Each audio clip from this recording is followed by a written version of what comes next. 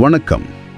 இன்னைக்கு நாம super star Rajinikanth, Lokesh Kanagaraj கூட்டணியில உருவாகிற கூலி படம் பத்தி கொஞ்சம் ஆழமா பேச போறோம். குறிப்பா friends mind voice 2 YouTube channel வீடியோல சொன்ன சில விஷயங்களை வச்சு.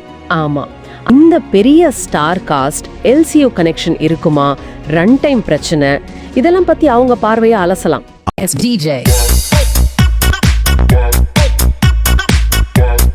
முதல்ல அந்த மோனிகா பாட்டு யாரும் எதிர்பார்க்கல.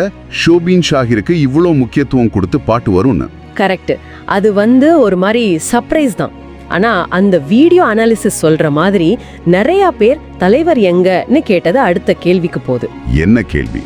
இவ்ளோ பெரிய நட்சத்திர பட்டாளத்தை லோகேஷ் எப்படி ஹேண்டில் பண்ணுவாரு? வெறும் ஸ்கிரீன் டைம் கொடுத்தா போதுமா? அதுதான். அது ஒரு முக்கியமான பாயிண்ட். அந்த வீடியோல சொல்ற மாதிரி ஜெயிலர்ல பாருங்க, சிவராஜ்குமார், மோகன்லால்.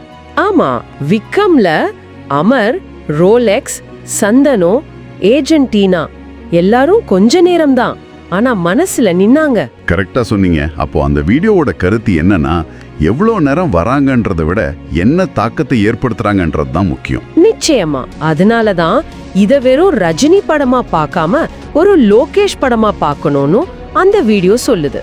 விக்ரம்ல கமல் ஸ்கிரீன் டைம் கம்மினாலும் அமர் கதாபாத்திரம் தான் கதையை முன்னாடி கொண்டு போச்சு இல்லையா?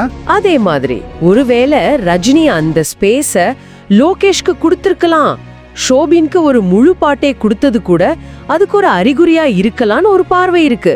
சரி, இந்த ஸ்டார் காஸ்ட் தாண்டி அடுத்த பெரிய எதிர்பார்ப்பு எல்சியூ. ஆமா, எல்சியூ இணைப்பு இருக்குமா இல்லையா? மோனிகா பாட்டுல சில க்ளூஸ் தெரிஞ்சதா அந்த வீடியோல சொல்றாங்க. என்ன மாதிரி க்ளூஸ்? அதாவது ரோலெக்ஸோட கத்தி மாதிரி ஒண்ணு, அப்புறம் கைதி படத்துல வர்ற ஆட்கள் மாதிரி சிலர். இதெல்லாம் வச்சு இது கைதிக்கு முந்தைய கதைன்னு கூட சோஷியல் மீடியால பேசுறதா சொல்றாங்க. ஓ, அப்ப அந்த டீகோடிங் வேலைகள் போயிட்டே இருக்கு. சொல்ல போனா ரிலீஸ் வரைக்கும் இது ஓயாது. லோகேஷ் கடைசி வரைக்கும் எல்சியூ இல்லன்னு சொல்லிட்டு படத்துல சர்ப்ரைஸ் கொடுக்கும் வாய்ப்பு இருக்கு. ஃப்ரெண்ட்ஸ் மைண்ட் வாய்ஸ் வீடியோ அதான் சொல்லுது. ஆனா எல்சியூ இருக்கோ இல்லையோ, படத்தோட வெற்றிக்கு இன்னொரு முக்கியமான விஷயமா அந்த வீடியோ சொல்றது ரன் டைம். ஆமாங்க, இப்போ இதுதான் பெரிய டாபிக். சமீப காலமா தமிழ் சினிமா ரசிகர்கள் 3 மணி நேரத்துக்கு மேல போற படங்களை அவ்வளவா ஏத்துக்கிறது இல்லைன்னு அந்த வீடியோ சொல்லுது. புஷ்பா 2 கோட் படங்களோட தமிழ்நாட்டு கலெக்ஷன் குறைஞ்சதுக்கு இதுவும் ஒரு காரணமா இருக்கலாம்னு ஒரு கருத்து இருக்கு இல்லையா?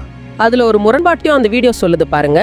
ரன் டைம் தெரிஞ்சே தியேட்டருக்கு போறாங்க, ஆனா வெளியே படம் ரொம்ப நீளம்னு சொல்றவங்களும் அதிகம்னு. இது ஆடியன்ஸோட மனநிலை மாறிட்டு வரதை காட்டுது. கூலிக்கு தமிழ்நாட்டுல மட்டும் கிட்டத்தட்ட 250 கோடிக்கு மேல தேவைப்படும் சொல்றாங்க. அப்போ ரன் டைம் ரொம்ப முக்கியம். லோகேஷோட முந்தைய படங்கள்லயும் இத பேசப்பட்டுச்சு.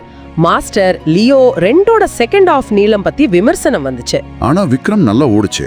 அதோட ரன் டைம் கிட்டத்தட்ட 2 மணி 45 நிமிஷம் இருக்கும். கரெக்ட். அதனால கூலியோட ரன் டைம் ஒரு 2 மணி 50 நிமிஷத்துக்குள்ள இருந்தா நல்லா இருக்கும்னு அந்த வீடியோல ஒரு கருத்தை முன்வைக்கிறாங்க. சரி, நீளம் ஒரு பக்கம் இருந்தாலும் திரைக்கதை விறுவிறுப்பா இருக்கணும், அதுதான் முக்கியம். நிச்சயமா, விறுவிறுப்பு இருந்தா 3 மணி நேரம் கூட தெரியாது.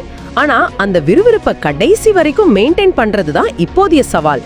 லோகேஷ் லியோ விமர்சனங்கள்ல இருந்து கத்துக்கிட்டு இதுல இன்னும் கவனமா இருப்பாருன்னு நம்பலாம். அந்த வீடியோவும் அதேதான் நம்புது.